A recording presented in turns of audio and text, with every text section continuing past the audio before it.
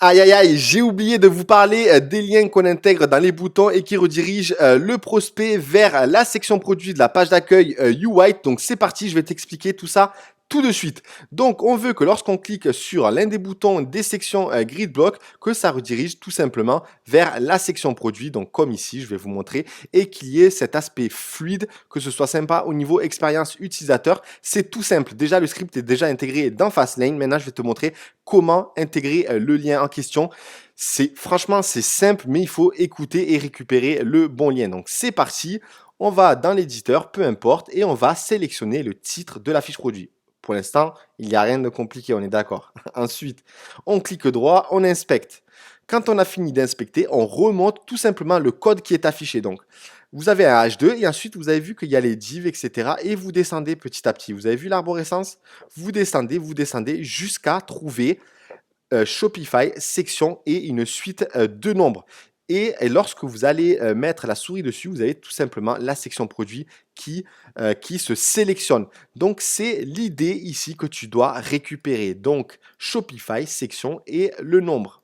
Donc, tu copies. Donc, encore une fois, vous pouvez constater que lorsqu'on va sur l'autre div, ça sélectionne la div supérieure. Donc, quand on revient, c'est bien la div section produit. Donc, on sélectionne l'idée, l'intérieur de l'idée sans prendre les guillemets.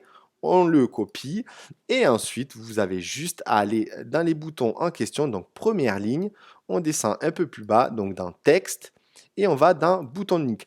Toujours s'il vous plaît, mettre le dièse tout le temps. Donc, on met le dièse et on copie l'idée en section. Donc, dièse, idée, dièse, idée, dièse, idée de la section. Et vous enregistrez. Donc là, je vais faire la même chose pour le rose et les autres modèles. Donc, texte, hop.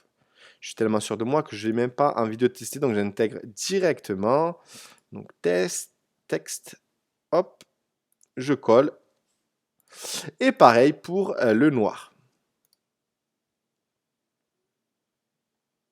Et voilà, j'enregistre et tout devrait être OK pour rediriger. Donc, ça peut être bref comme ici parce qu'on est dans l'éditeur Shopify de Fastlane, mais sur la boutique, voilà le rendu final. Donc, on va actualiser.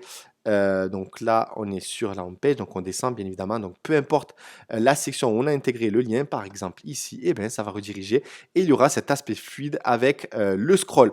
Voilà donc en ce qui concerne ce petit point en particulier, c'est vrai que j'ai eu pas mal de questions à ce sujet. D'ailleurs, ça fonctionne même dans l'éditeur après l'enregistrement. Donc voilà, c'est très très simple. Il suffit juste de suivre le process. Voilà donc en ce qui concerne ce petit point en particulier. J'espère que c'est clair de votre côté. Et maintenant, on va poursuivre avec la création des autres pages. À tout de suite.